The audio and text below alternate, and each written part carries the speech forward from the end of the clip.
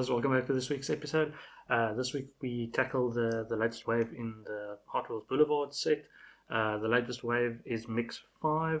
For those of you following along with the alphabetical numbers, it is Mix T, or Wave T, of the Boulevard set. I believe this is the last one of 2023.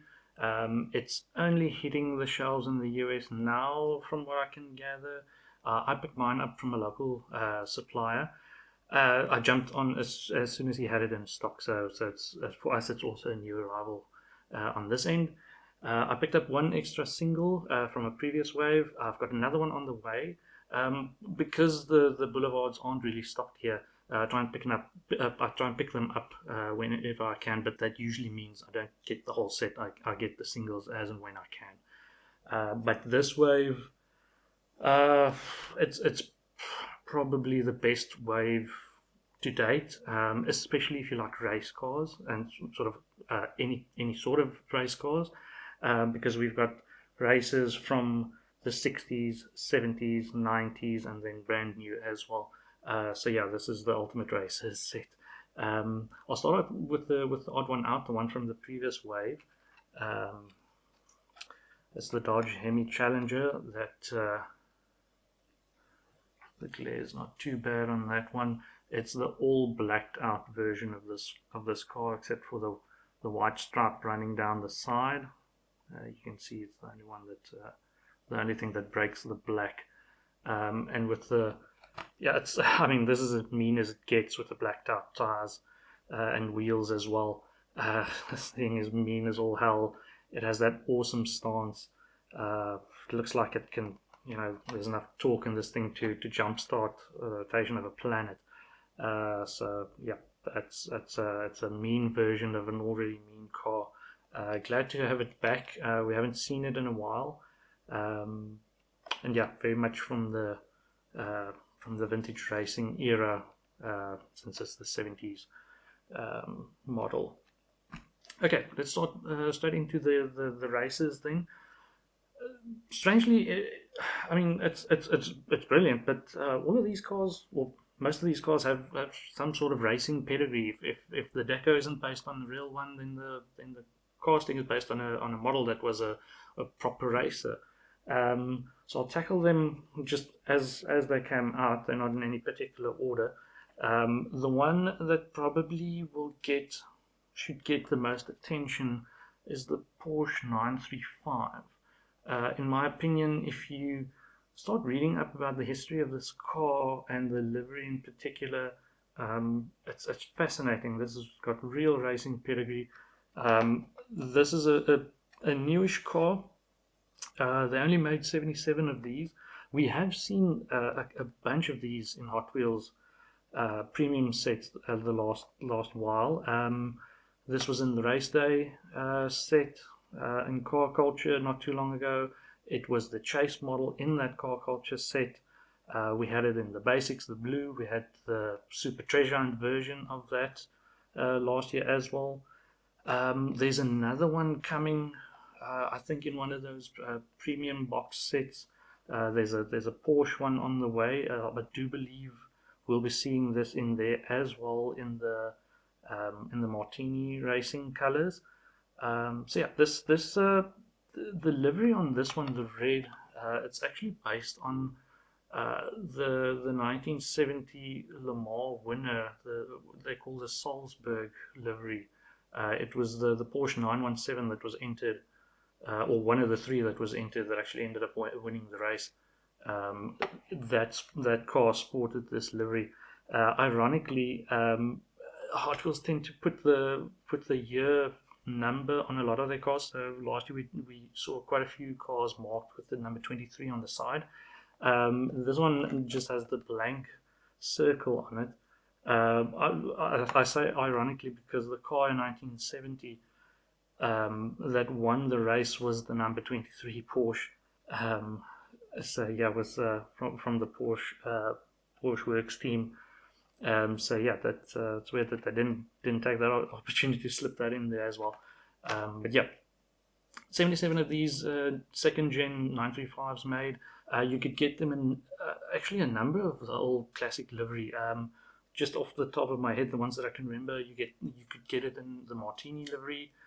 This one, the Momo Racing, which was also red but with yellow accents. You could get it in the Golf colors, and then I think there was a Johnny Place Special. I believe that's the one. There are a few others. I'll include just a screenshot of the and a link below if you want to have a look at the different liveries as well. I found a good article sort of going through the history of the various liveries as well. It's an interesting read. Really, if you're into any sort of racing, that's good read. Then the one that I think it looks like it's tending to be the peg warmer in other countries, but here in South Africa, I can guarantee that this one will be the first one off the shelves. I've known quite a few guys that have said that they are willing to take the whole set just to get the Ford Anglia, especially because, or predominantly because there's quite a rich racing history in South Africa, and this is the sort of car that we saw tearing up the tracks in the 60s and early 70s here in South Africa. This, along with the Renault 5s and the Renault 8s, probably amongst the most popular race cars here in South Africa. Also done in the blue Ford Racing Team deco, which isn't a it's not based on a real livery, but Hot Wheels have done a number of Fords in these colors. Too many to list. In the team transport, they did both the 64 and the 65 Ford Galaxy in this livery. Sometimes a little bit more white, sometimes a little bit more blue, like this one. They had that Ford Racing set that had the Transporter and the RS200. The van, and there was one. Oh, the Escort was in there as well. All of them in this livery. So almost like those Matchbox, the national parks, those green subsets or subset the cars in those subset that have become sort of a thread through the waves. This is looking to be the same. I mean, you could collect just these colors and put together quite a mean little collection by itself. Then one that I am particularly fond of, the Toyota Celica. I call it the Celica. I know other people pronounce it Celica. I'm going to call it the Celica. You can correct me if you want, but I will be calling it the Celica throughout. If you are about my age and you played arcade games quite a bit, you will know this car from the Sega Rally arcade games. It was one of your two options for cars. Yeah, you either pick this one, or you could have the Lancia. There was a hidden Stratos in there as well, but this one, very iconic in this particular one. In the classic, the vintage Toyota racing stripes. That one and one we've all been hoping Hot Wheels get on board with was in the Castrol, predominantly white, but then also the red and green of Castrol. It had the Castrol livery. That was pretty awesome. That we all grew up. If you spoke about the Toyota Celica, that was the first one that came to mind. Yeah, but I mean, this is a good second prize. It's a proper racing livery. And then the last one, while the deco isn't based, as far as I know, based on any real racing model, the car is very much Honda's answer. It was Honda's answer in the mid-90s for the answer to the Skylines. They actually nicked quite a few races off the Skylines during the mid-90s, and also I think they won one of the Japanese touring car championships as well, competing against those Nissans. So yeah, it's a cool Honda livery. maybe not real or authentic based on any real car, but still, I think pretty well done. I would imagine that the wheels wouldn't be everybody's cup of tea. It looks like they used the ones from that Charger from the Fast and Furious set, that very low one. It has the Accord all the way around as well. I'll try and get some close up shots of the cars as well. But yeah, the wheels work on this car. It's yeah, it fits. I think the wide body of the Accord, yeah, it works along with that. It wouldn't have otherwise.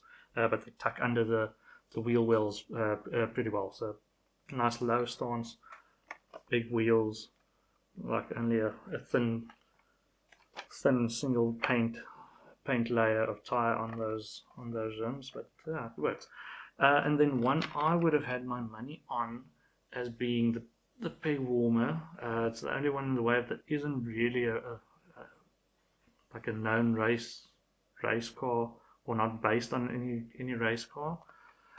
This is the collaboration in this set.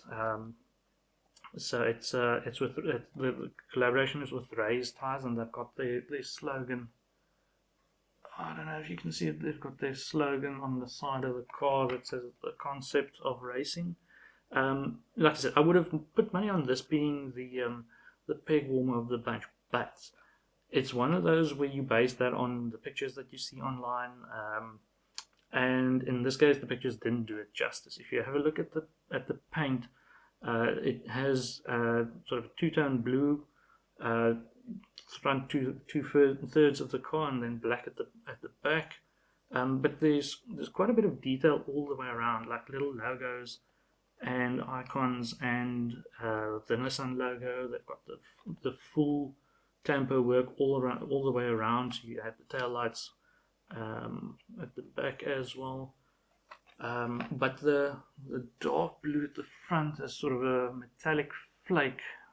Don't know if you'll see it, but you actually have to have them in hand, and that's done very, very well. So model wise, not one of my personal favorites, but bonus points for execution on this one. I think, yeah, the wheels perfect fits in with the color scheme. Execution I think saves this one. So I would be surprised if this was left hanging too long.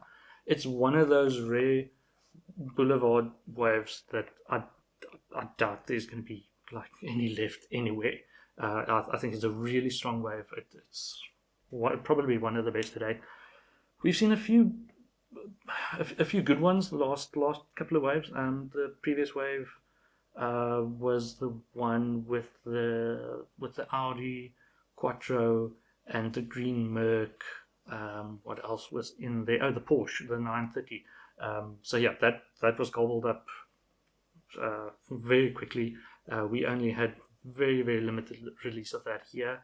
The wave before that, the one with the Liberty Walk skyline, it didn't have to be based on any like real world police department or government agency, but yeah, just something other than the very plain deco that they had, and the same with the Miata. If they had gone with sort of a club car, or maybe a Japanese or a British sort of racing clubs colors, something with a bit of history that could have made up for it. But yeah, I mean, you can't win them all. But I think in the case of this wave, I think we have a bunch of winners. It's difficult to even pick like a clear favorite among these. Really, really nice. So well done on this one, and yeah, I'll definitely. I'll show you some close-up shots now, but I'll definitely be looking out for the next wave. And yeah, other than that, I'll catch you next time, and hopefully with some more boulevards in tow. Okay, keep well. Cheers.